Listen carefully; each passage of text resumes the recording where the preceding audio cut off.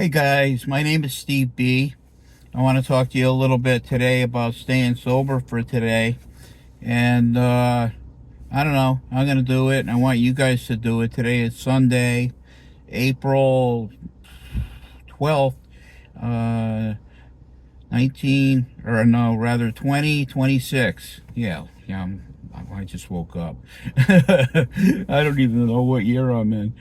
Hey guys, I hope you're having a great day today. I hope you're gonna plan on having a great day. I am. And as far as like a topic for today, I thought I'd talk a little bit about dysfunction. I'm a bit of an expert on that because I grew up in a very dysfunctional family, and that helped me in some ways. It helped me to be, streetwise about dysfunction and stuff like that. I know where it came from. I know what it's all about, and I'm basically a survivor. I was as a child, I believe I was verbally abused terribly, and there was a lot of freaking chaos in that household. There was my parents, there was my me, my brothers, and my sisters. It was a small Cape house, and basically it was a lot of craziness going on, a lot of insanity, and I'm just very glad that I survived that, and I'm not there anymore.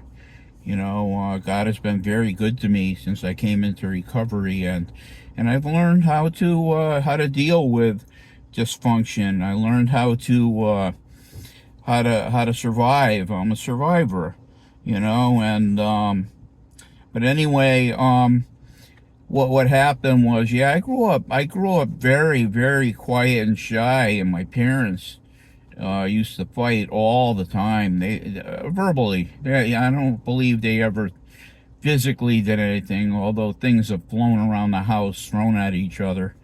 But a lot of screaming, and I was a quiet little boy. I was quiet and shy. I was an introvert, and I felt in that household, and I was sharing with somebody the other day. I felt invisible. I felt like I wasn't there, like I didn't matter, like I had no worth, that I didn't even exist. And lo and behold, I did exist. I survived that. I'm a survivor. I'm a dysfunctional family survivor. And it was hard knocks. It was tough, but I could honestly say that when I became old enough, I don't know what it was. I don't know, 15 years old or 16. No, I don't know. It was more like 15 years old. I picked up alcohol, alcoholically, and I didn't put it down for 20 years. I didn't put it down until the end of 1992. And lo and behold, I've been sober ever since. And today happens to be April 12th, 2026, the one and only. There'll never be another April 12th, 2026 in the history of time. This is the one and only. And here I am talking to you guys about sobriety. And I'm a survivor. I'm a survivor. And I'll tell you in a little bit how my program works and why I'm a survivor. I don't think it's an accident. I put a lot of work into it. But like I was saying, that when I did pick up, I picked up because that was my escape. That became my escape from a crazy house. And I'm not saying it's the right thing to do, but it's what I did. It's what I did to survive this crazy world. I picked up, and I didn't put it down for 20 years. And I was always a blackout drinker. I always drank to blackout, to escape, and the blackout was part of the escape, and I loved it. I loved the escape, and I don't have to escape today. Today I'm clean and sober for a very long time. Um, but a lot of that has to do with my program. It's not an accident. I know it's not an accident that every day I got to do certain things. Every day I wake up, I have to turn my will and my life over to God as I understand Him, and I ask Him for help through the day. And and I talk to Him all day long. You know, they call it prayer. You know, but my prayer is I talk to God like He's right next to me, because He is. He's next to me. He's with me. He's in me. I give everything to Him. So the hard things that I try to deal with on my own, they can hurt me, and they do hurt me. And I've been hurt a lot because of, making bad mistakes, bad choices, and I don't do it as much anymore. I'm not a bad choice maker, but what I am is a meeting maker. And I'll tell you that straight out. You go to meetings, and that's going to help you tremendously. Um, Step three, I made a decision to turn my will and my life over to God as I understand Him. I give everything to God, and I ask Him for help. I turn everything over to Him, everything, because there's not a thing that I can handle on my own. I don't even try anymore. I look to Him, and I make mistakes. Sometimes I don't do it right away, or I wait. Um, and I pray constantly, so through prayer and meditation to improve my conscious contact with God as I understand Him, and honestly, I do. I give Him everything. I pray about everything.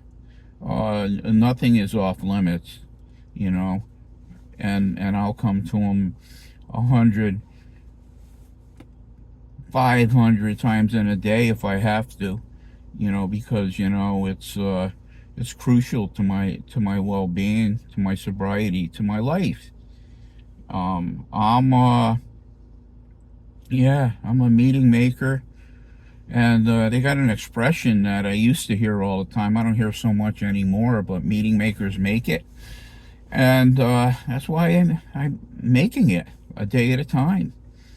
As far as our illness, the alcoholism, we're never going to get cured. We can arrest it. We can stop it a day at a time. And a day at a time, God has been working a miracle in my life. And, you know, there's nothing great about me. The only thing is, if you want what I have, you got to do what I do. And some people don't want to do anything. They just want it all to be laid on them. You want to wake up one day and say, you're thus and thus years sober, and life is easy, and this and that. Life isn't easy. It's tough. Life is really hard, and without a drink or a narcotic, it can be even harder. So I'm here to tell you, though, that it's possible. It's always possible, and you can have this. You can have what I have. And it's a great way of life. It's a fantastic way of life, and it's theirs for the taking if you want it. Just ask God. Ask God to come into your life and be your strength. God is my strength. My own strength, no. God's strength, yes. That's where I'm strong. There's a part of the scripture that says, when I'm weak, then I'm strong. That means that God can work through me. If I'm trying to work through myself, and I'm cutting God out, and I'm just like on my own and trying to make it, even though I'm having a hard time, the best thing in the world is giving it to God and letting Him work through you. There's your strength. There's your strength. That's how it works. God is never going to leave you, never going to forsake you. And He's been there for me the entire time. I'd never go back to a time without God, because you know that's just failure. Um, so guys, what are you gonna do in this beautiful day? It's a beautiful day out here. No clouds in the sky. I'm gonna go walk.